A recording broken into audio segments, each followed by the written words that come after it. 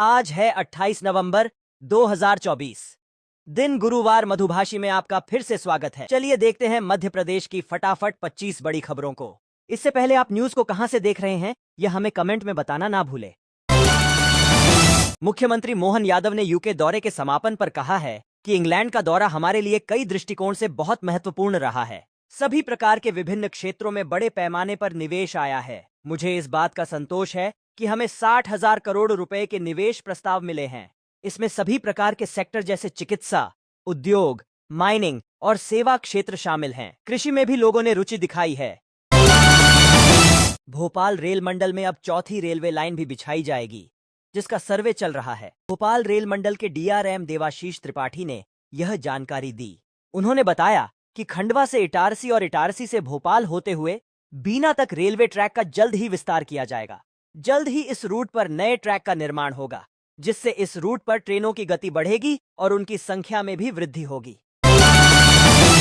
उज्जैन के टावर चौराहे पर एक किसान अपनी बेटी, परिवार और ग्रामीणों के साथ धरने पर बैठा है। किसान का आरोप है कि चैरिटेबल अस्पताल के डॉक्टर ने गलत इंजेक्शन लगाया, जिससे उसका एक पैर काटने की नौबत आ गई।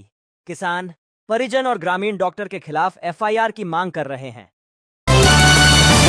विजयपुर उपचुनाव में रामनिवास रावत की हार के बाद यह तय नहीं है कि वन मंत्री कौन होगा, लेकिन इसके लिए दिल्ली तक लॉबिंग शुरू हो गई है। 2 पूर्व वन मंत्री और कुछ विधायक पार्टी के बड़े नेताओं से मेल मुलाकात कर रहे हैं। 20 से ज्यादा सीनियर विधायकों को भी उम्मीद जागी है। रावत ने मंत्री पद से इस्तीफा दे दिया है। इस पर सीएम मोहन यादव के विदेश यात्रा से लौटने के बाद फैसला होगा। ग्वालियर आए भोजपुरी एक्टर और भाजपा सांसद मनोज तिवारी ने कहा, राहुल गांधी साजिशों का पुलिंदा है। दुनिया में जितनी भी भारत विरोधी शक्तियां हैं, सभी राहुल गांधी के साथ लग गई हैं। इन सभी के केंद्र में राहुल खड़े हुए हैं।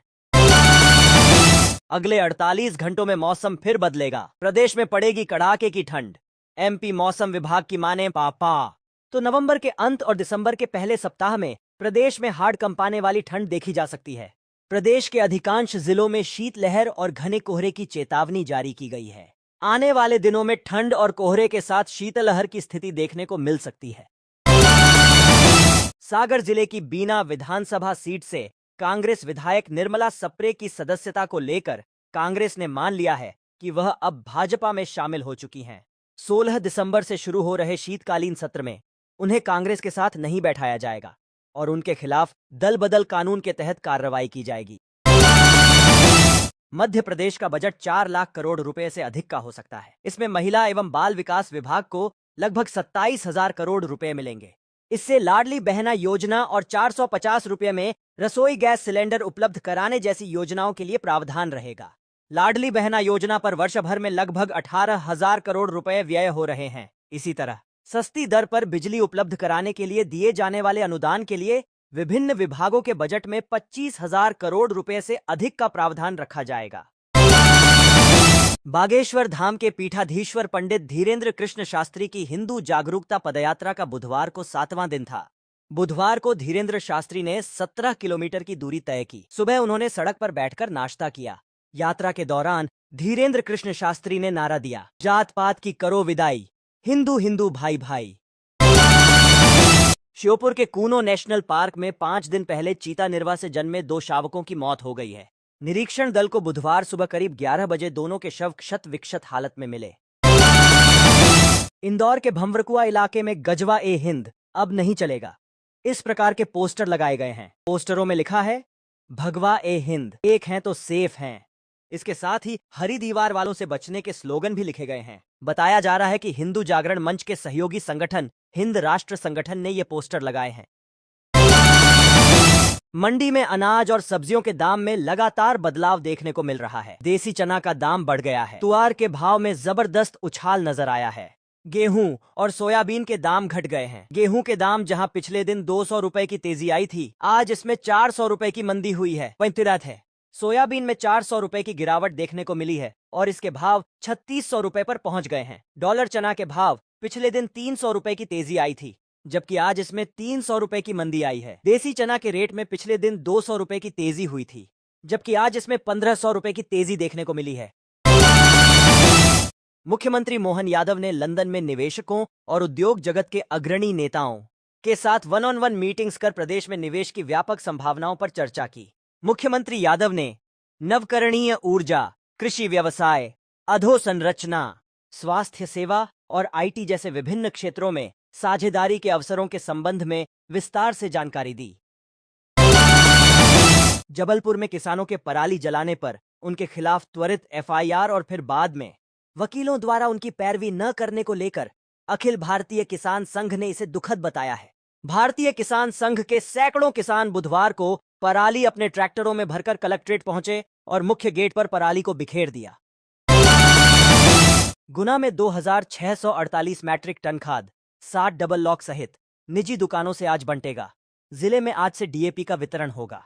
जिले के 7 भंडारण केंद्रों, एमपी एग्रो सहित प्राइवेट डीलर्स के माध्यम से डीएपी खाद के वितरण की व्यवस्था की जाएगी। बता दें कि जिले के लिए एनएफएल कंपनी की डीएपी खाद की एक और रैक प्राप्त हो गई है। रेलवे में सरकारी नौकरी पाने का आखिरी मौका है। उत्तर पश्चिमी रेलवे में 1500 से ज्यादा अप्रेंटिस के विभिन्न पदों पर भर्तियां निकाली गई हैं। रजिस्ट्रेशन प्रक्रिया 10 नवंबर 2024 से शुरू हो रही है और आवेदन करने की अंतिम तिथि 10 दिसंबर 2024 है। इच्छुक उम्मीदवार आरआरसी जयपुर की आधिकारिक वेबसाइट पर जाकर आवेदन कर सकते हैं। इसके अलावा उत्तर सीमांत रेलवे ने भी 5000 से ज्यादा अप्रेंटिस पदों पर भर्ती निकाली है। इच्छुक और योग्य उम्मीदवार 3 दिसंबर 2024 तक ऑनलाइन आधिकारिक वेबसाइट पर जाकर आवेदन कर सकते हैं। ललितपुर से चंदेरी होते हुए Piprai broad gauge rail line के अंतिम स्थल सर्वे के लिए रेल मंत्रालय ने स्वीकृति प्रदान कर दी है। 2 करोड़ रुपए की लागत से होने वाले इस अंतिम स्थल सर्वे कार्य के लिए पिछले दिनों चंदेरी के लिखाए सामाजिक कार्यकर्ता ने केंद्रीय मंत्री और क्षेत्रीय सांसद ज्योतिरादित्य सिंधिया को पत्र लिखा था। हमीदिया के मैनेजमेंट ने अस्पताल में कुछ कर्मचारियों के साथ 3 दलालों को पकड़ा है। दलालों के इस गिरोह के साथ हमीदिया अस्पताल के कुछ वार्ड बॉय और एक 108 एम्बुलेंस के ड्राइवर भी शामिल हैं। यह कार्रवाई मंगलवार शाम 6 बजे की है। जब कुछ लोग भर्ती होने आए तभी मरीजों को बहला फुसलाकर प्राइवेट अस्पतालों में शिफ्ट करने की तैयारी की जा रही थी। हमीदिया अस्पताल की अधीक्षक डॉक्टर सुनीत टंडन ने कुछ कर्मचारियों के साथ इन दलालों को रंगे हाथ पकड़ लिया। बीजेपी प्रदेश अध्यक्ष वीडी शर्मा ने कहा, संगठन पर्व के पहले फेज में हर बूथ समितियों के चुनाव में एमपी ने रिकॉर्ड बनाया है। 65,015 बूथों में से 90% यानी 55,559 बूथों पर तालमेल बनाते हुए बूथ समिति गठित हुई हैं।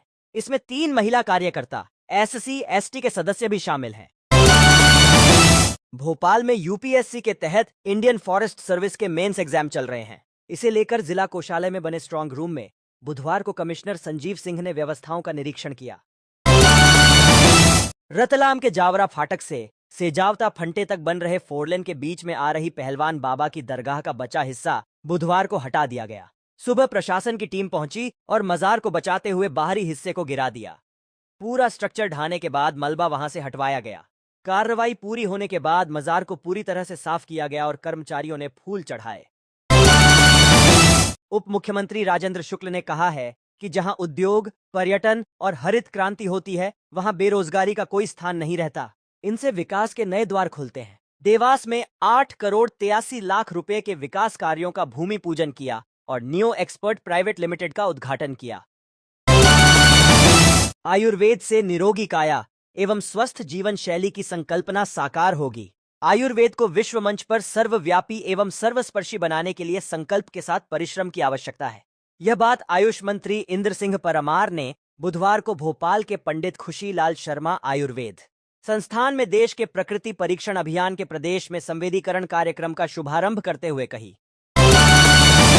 मध्य प्रदेश की शासकीय और अशासकीय शालाओं में शैक्षणिक सत्र 2024-25 में इस वर्ष 16 दिसंबर से अर्धवार्षिक मूल्यांकन किया जाएगा। इसके लिए स्कूल शिक्षा विभाग ने दिशा निर्देश जारी किए हैं। यह अर्धवार्षिक मूल्यांकन कक्षा 3 से 8 की सभी शासकीय शालाओं, अशासकीय शालाओं और मदरसों में भी होगा। सीबीएसई बोर्ड ने अपने द्विवार्षिक ई मैगजीन के लिए छात्रों, शिक्षकों और प्रधानाचार्यों को आमंत्रित किया है।